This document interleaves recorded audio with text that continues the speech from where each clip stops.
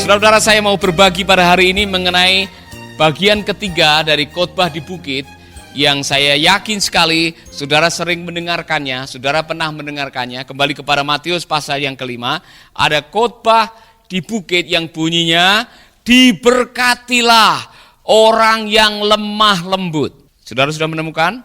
Diberkatilah orang yang lemah lembut. Semua bilang lemah lembut. Karena merekalah yang akan mewarisi bumi. Kesalahan banyak terjadi dengan pemahaman lemah lembut, yang ternyata sangat kontras dengan aslinya dari bahasa Yunani. Sehingga kita memahami lemah lembut dengan cara yang salah. Nah, kalau saudara mendengar kata lemah lembut, apa yang ada di benak saudara sekarang ini? Oh, dia orangnya lemah lembut. Menurut saudara kayak sabar, ya, lelet, lambat. Ini salah satu pemahaman, oh dia orang lemah lembut. Ada orang yang kadang-kadang menggunakan istilah, orang lemah lembut itu seperti orang Jawa. Maksudnya di mana? Kalau dia keinjak kakinya, dia bilang, mohon maaf, kaki Bapak ada di atas kaki saya. Bukan itu, saudara. Selama ini apa yang ada di benak saudara kalau mendengar, oh dia orangnya lemah lembut. Saya mau ngecek saja, lemah lembut. Suaranya pelan. Saudara. Apa yang saudara pahami mengenai lemah lembut? Kita salah memahami. Padahal waktu kita bicara, belajarlah kalau bicara mengenai lemah lembut, belajarlah dari Tuhan Yesus. Yesus pernah mengatakan, kuk yang aku pasang ini ringan dan aku lemah lembut. Belajar dari Tuhan Yesus. Tapi sebelum itu, coba pahami dulu apa kata lemah lembut itu bagi saudara. Susah marah.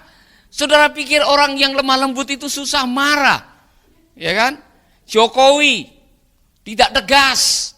Orang pikir orang lemah lembut tidak tegas, tidak bisa membuat keputusan, orangnya lambat. Kemudian ada yang menambahkan lembut orangnya, gemulai, lemah gemulai. Seperti penari Jawa, yang penari serimpi, yang kalau nari tangannya. Saudara-saudara, itu salah. Kalau saudara mempelajari dalam bahasa Yunani, orang yang lemah lembut itu tidak seperti dalam gambaran kamus populer Indonesia. Beda sekali. Nah, sebelum itu, saya harus mengatakan ini, jangan berpikir bahwa orang yang lemah lembut itu sebuah kelemahan. Karena ada kata-kata, oh dia lemah lembut, berarti dia lemah. Lemah lembut tidak sama dengan lemah. Orang yang lemah lembut tidak selalu lemah. Orang-orang yang selama ini menganggap, oh Jokowi atau orangnya tidak bisa tegas. Saudara, siapa bilang dia tidak tegas? Semua negara melawan dia karena melaksanakan hukuman mati, dia tetap tegar melakukan hukuman mati. Iya kan? Orang pada bingung, dia mengerahkan kapal angkatan laut menuju ke Natuna atau Laut Cina Selatan untuk menggertak Cina. Akhirnya apa yang terjadi? Apa yang dilakukan? Saudara-saudara, jangan berpikir orang lemah lembut adalah kelemahan. Bukan. Kelemah lembutan juga bukan berarti orang itu adalah orang yang tidak tegas dan tidak bisa membuat keputusan. Salah. Nah, mari kita melihat. Lemah lembut di dalam bahasa asli, seorang pakar bahasa Yunani mengatakan adalah sebuah sikap.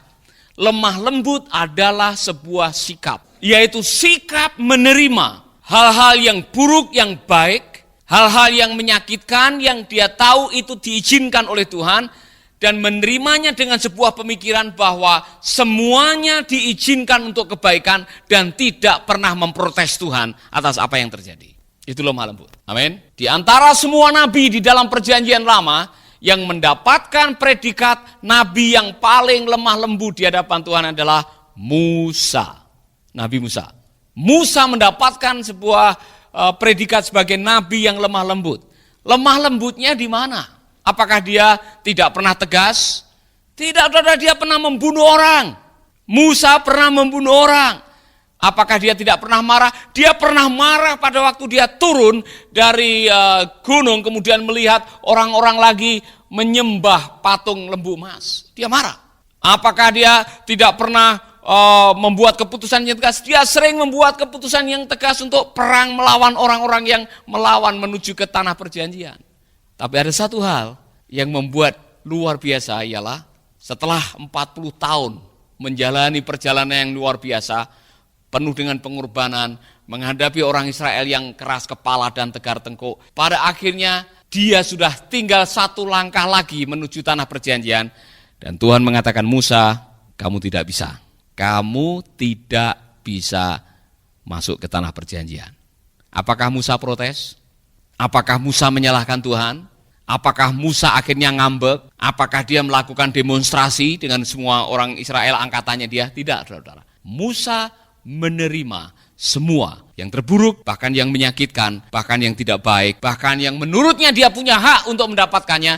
Dia terima semuanya oleh karena dia tahu semua ini untuk kebaikan. Semua ini dari Tuhan. Semua ini akan menolong. Nah, saya baru memahami apa hubungannya antara lemah lembut dan mewarisi negeri. Karena di dalam khotbah itu dikatakan, diberkatilah orang yang lemah lembut. Karena orang-orang ini adalah orang yang akan mewarisi negeri. Apakah keturunan Israel bisa mewarisi negeri perjanjian? Bisa, karena ada pemimpin yang lemah lembut. Saudara mengikuti alur koneksi daripada kebenaran apa yang Tuhan Yesus sampaikan. Nah begini, orang yang lemah lembut berarti dia bersedia menerima bahkan yang terburuk dalam hidupnya dengan sebuah pemahaman Allah turut bekerja sama dalam segala perkara untuk mendatangkan kebaikan. Jadi pada waktu orang itu menerima kenyataan yang terburuk sekalipun, dia tidak marah kepada Tuhan, tidak marah kepada keadaan,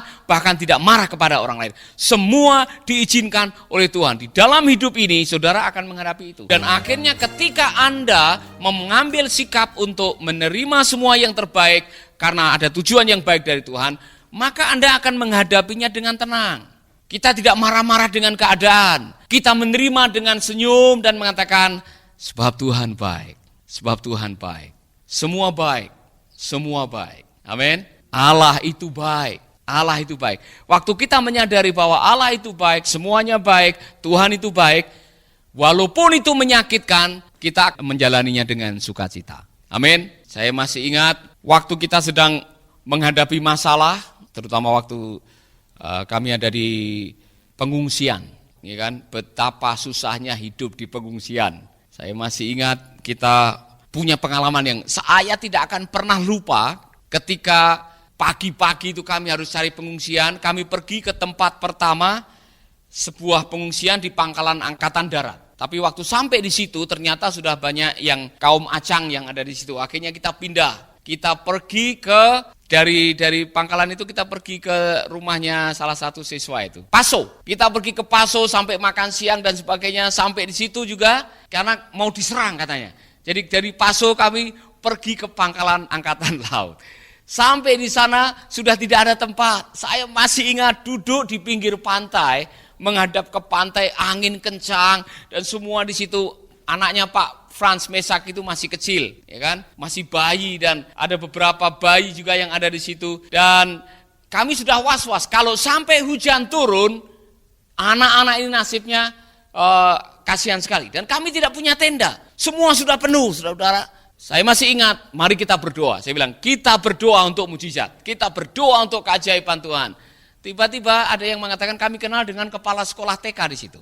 Siapa yang punya hubungan waktu itu saya tidak tahu, tapi yang jelas pergi ke kepala TK, minta izin kalau boleh kami pakai ruangan TK.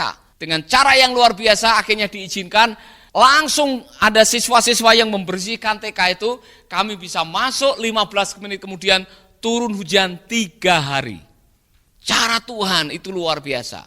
Apakah kami marah dengan Tuhan waktu sampai di pengungsian? Kami semua tidak marah. Apakah kami protes dengan Tuhan? Kami semua tidak protes. Bahkan saudara-saudara, kamp pengungsian kami, di antara ribuan ada 15.000 pengungsi, yang paling penuh senyum dan sukacita adalah kamp kami. Karena tiap pagi kami ada ibadah bersama, main gitar, menyanyi, luar biasa. Sama-sama di pengungsian. Kami tahu di situ ada Tuhan. Kami tahu ini semua diizinkan oleh Tuhan. Kami tahu bahwa ujung-ujungnya adalah kebaikan. Ketika kita tahu bahwa ujung dari sebuah persoalan adalah sebuah kebaikan, kita akan menerima dengan ucapan syukur. Amin. Hal tidak protes, tidak marah dengan keadaan, dan menerima dengan sebuah pemahaman, nanti pada akhirnya Tuhan akan memberikan bonus kepada kita melalui semuanya ini. Itulah lemah lembut. Jadi lemah lembut adalah, saudara, pada waktu kita menerima semua tantangan yang melemahkan, dan kita tidak marah dengan keadaan itu, kita tahan menghadapinya, itulah lemah lembut. Amin. Jadi kalau mungkin bisa digambarkan sebagai ilustrasi, itu seperti pohon bambu. Saudara pernah melihat bambu? Pada waktu pohon bambu tertiup angin yang kencang, itu kadang-kadang ujungnya sampai, orang Jawa bilang mengkelung. Itu sampai mengkelung, sampai kena tanah ini, tapi tidak patah. Ya kan? Nanti tertiup lagi ke sana, sampai mengkelung, sampai menyentuh tanah, tapi tidak patah. Itulah namanya orang yang lemah lembut. Ya kan? Dihantam kanan, dihantam kiri, diserang kanan, serang kiri, fitnah kanan, fitnah kiri, pengkhianatan, dia masih tenang dan tidak protes. Bahkan dalam keadaan yang paling tersulit sekalipun dalam hidupnya, dia masih mengatakan, ya Bapa, kalau boleh kehendakku yang jadi, tapi lebih baik kehendakmu yang jadi, bukan kehendakku. Kalau boleh cawan ini berlalu daripadaku. Dia tidak protes. Dia tidak protes dan dia tidak mempersalahkan bapaknya. Dia menerima semuanya. Karena apa? Dia lemah lembut. Sama seperti Musa. Jangan heran kalau dia mewarisi negeri dan mewarisi segalanya. Segala yang di bumi dan di surga telah dipercayakan kepadanya. Karena dia lemah lembut. Saudara baca dalam Perjanjian Baru. Lemah lembut ini bersahabatan dengan dua yang lain. Lowliness, rendah hati. Orang yang rendah hati. Kemudian makrotumia, orang yang sabar.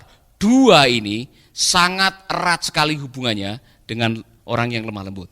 Karena orang yang lemah lembut otomatis dia akan menjadi orang yang rendah hati. Dan orang yang lemah lembut pasti sabar. Orang yang rendah hati karena apa? Dia menyadari bahwa semua yang terjadi ini bagian dari proses.